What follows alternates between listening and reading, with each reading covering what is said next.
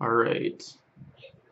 Oh, looks like we are on. All right, guys. So, welcome to the video. If you are just checking this out, if you have been getting alerts on your phone or wondering what in the frick is going on, I'm just trying to figure out YouTube Live for the first time, and I've had serious technical issues.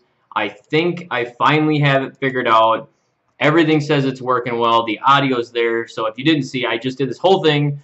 All the audio, not there. So it's my face talking, but you can't hear a damn word for like 15 minutes. So anyway, welcome to the video. Thanks for watching.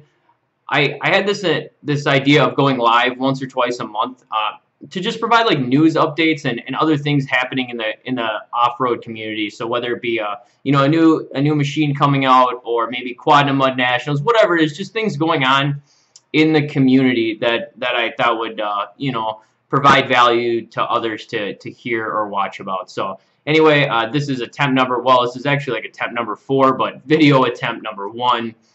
I'm going to try and get better about this and learn some more things as I do it. For example, today I'm going to talk about the Nikola NZT, which is an electric UTV.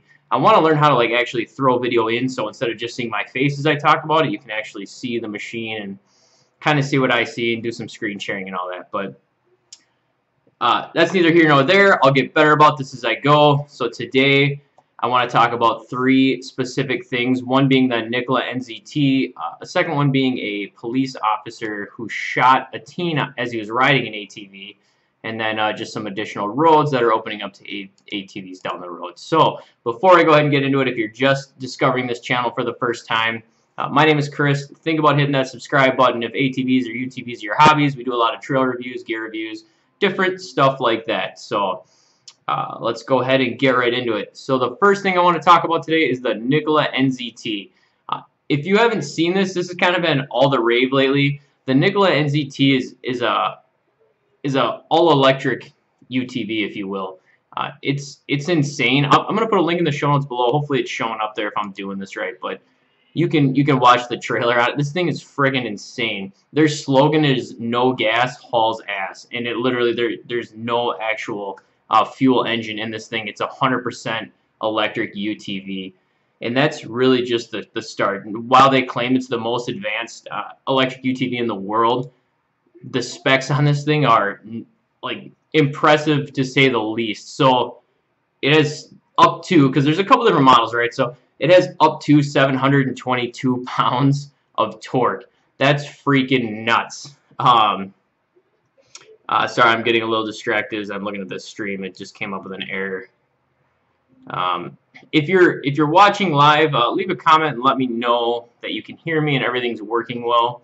If you're watching this on the rebroadcast, I don't know. Hopefully, I'll know by then if it's working or not, right? So, anyway, the NZT it's got 722 pounds of torque, and it's got up to 590 horsepower. Now, just to put that into comparison, a Polaris RZR XP Turbo, the 2017 model, has 168 horsepower, and I believe the Can-Am Maverick comes in at 172. I want to say, if that's right. So either way, the Polaris RZR XP Turbo, 168 horsepower. The Nikola NZT, 590 horsepower. That's freaking nuts. It goes 0 to 60 in 3.5 seconds. I've never even had a car that goes 0 to 60 in 3.5 seconds. So I'm really curious to see where this is going to go. I really want to get my hands on one. I'm probably not going to get the opportunity anytime soon. They're still new as it is, and I'm not exactly, the most, I don't know what you want to say, the most, popular guy in the UTV world, where they're just going to hand me one and tell me to go screw around with it. So hopefully someday I will, probably not for a while.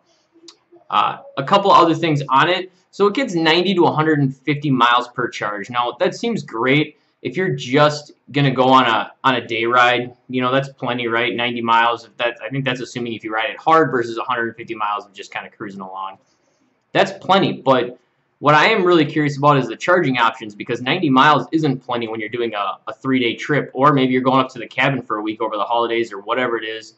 90 miles isn't going to get you covered, so I'm not sure what the charging options are going to be for this, or or how you're gonna be able to charge it when you're up on the trail. I mean, not to mention if you're going from like the Wisconsin border to the North Dakota border or whatever, I don't know where you're planning on stopping and getting a charge. I mean, at least with like the electric cars out there, there's charging stations. So we'll have to see how that turns out. I'm really curious to know where that's going to take us, and maybe it'll be, much like an electric car, where eventually there will be stations. I guess we'll just have to wait and see.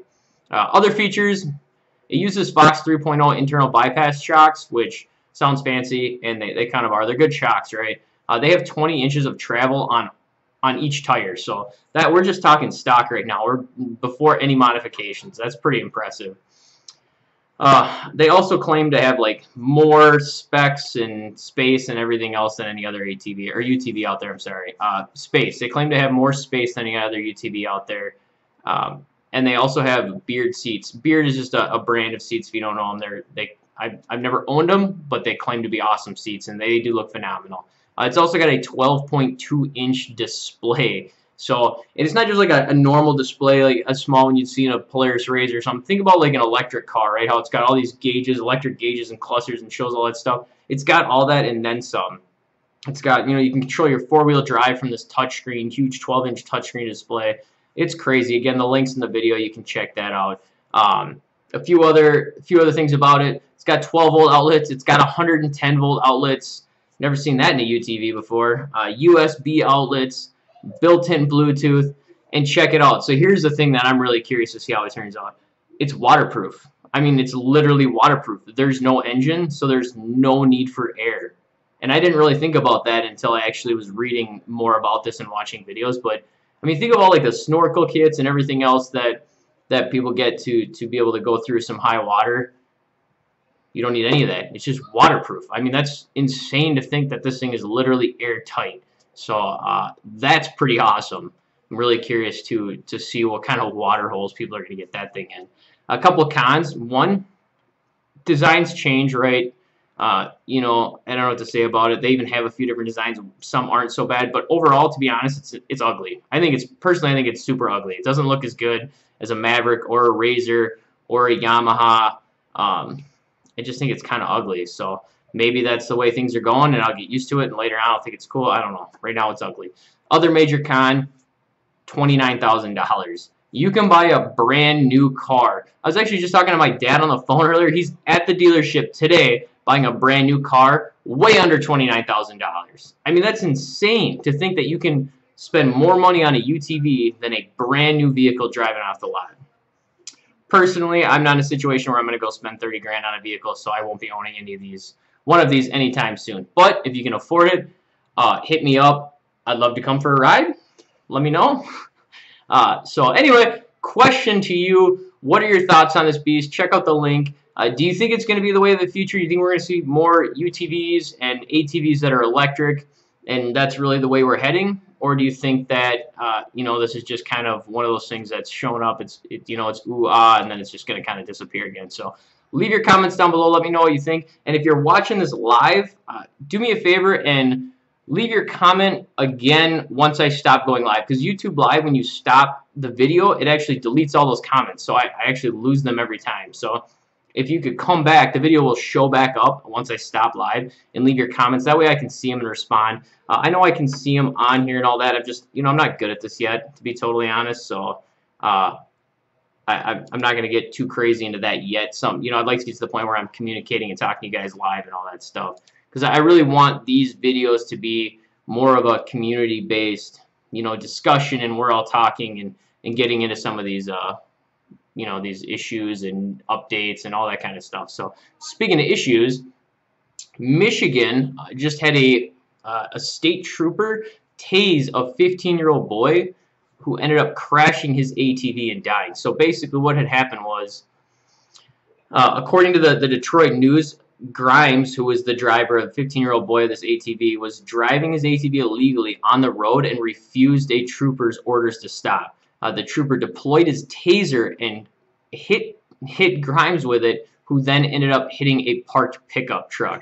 According to the medical examiner's office, Grimes died from blunt force injury to the head. So cop tases him, gets hit, crashes into a truck, dies from an injury to the head. So let's break that down a little bit, right? So first of all, I fully support police officers, and I don't think anyone should ever jump to a conclusion too quickly on, well, the cops are wrong, or this happened, or that happened. If you weren't there, if you weren't making those quick split-second decisions and your life's not on the line, it's a lot easier to sit back in the comfort of your own home or whatever and watch something or hear some statistics that aren't even right and then jump to a conclusion, right? So I'm all about supporting the cops, but I do got to say, like, tasing someone on a motor vehicle, I mean, come on, you know, that's crazy, right? Like, that's crazy. However, on the opposite side of that, so Grimes, he was driving an ATV at 35 to 40 miles per hour, there is what they're saying, and he ignored a police officer's actions to stop. Now, obviously, that's pretty dumb, right? Like, cop tells you to stop. You should probably just go ahead and stop. Issue number one. Also, according to the Detroit Free Press, the Michigan State Trooper, I'm sorry, the police officer who did it, he was actually, they were trying to suspend him for firing his taser twice at a handcuffed man as he was running away. So basically, back in 2016, the Michigan State Police Department tried to suspend the exact same trooper that just did this for using his taser for what they felt like wrongfully. However, an arbitrator said there was no just cause for discipline, so they couldn't suspend him or anything like that. So he's been at work ever since. Ironically, another taser incident in the future, right? So it's not even like the police department has been ignoring this or anything else. They've tried to bring this guy up on actions before. So kudos to them for noticing an issue with an officer and taking action. Anyway, crazy incident. I'm really curious to see how this is going to play out because, like I said, I try not to judge too quickly. Obviously, in this case, the trooper seems pretty blatantly wrong. I mean, firing your taser at someone as they're behind the wheel of a motor vehicle, any motor vehicle, seems outright crazy. So we'll have to see how it goes. The officer involved is currently being charged with involuntary manslaughter as well as a $50 million civil lawsuit. So not a good year for him. We'll have to see how that turns out, and I hope it goes in the favor that it should, the way it should, and definitely, despite the fact that Grimes was wrong for not obeying a police officer's commands, that's really a crappy reason to die, and it sucks for his family, and I hope they're able to get some peace and move on from all this over time. That's it's a tragic incident. So all right. So speaking of Michigan, last thing we're going to cover on this live video that actually seems like it's working well, finally, is Michigan is opening up over 6,000 miles of extra off-roading trails to their riders. So according to the director of Michigan Department of Natural Resources, a new policy is going to go into effect on January 1st, so like less than 48 hours from now, opening up over 6,000 miles of roads in Michigan, roads that are on their state forest, for off-road vehicles. So according to the Detroit Free Press as well, Michigan will have all the final maps available by the end of December 31st, so tomorrow if they're not already up, showing all the roads that are available. So if you live in Michigan or any of those surrounding states and you kind of want to see where these 6,000 miles cover, head over to I'm assuming the Michigan Department of Natural Resources. I honestly haven't looked at the maps yet, but I'm guessing they're up there or will be in the next 24 hours. And you can actually see where all those extra roads are. That's awesome. I mean, 6,000 miles, that's awesome. I feel like all year I've been hearing about new trails opening up. ATV groups are doing a lot to get more trails opened up. Counties are doing a lot. So it's awesome to see all these states opening more ATV trails instead of closing them. I mean, that's, it's a great step in the right direction for really providing a lot of off-road enthusiasts more places to ride. So, all right, that's all I got. We're about 14 minutes in. I'm going to go ahead and end this. I hope this, ends up becoming a thing. Let me know. Leave a comment below. Let me know your thoughts if this concept is something that would interest you or not. Like I said, I'm going to try and get better with the videos. It's really unique and weird doing it live.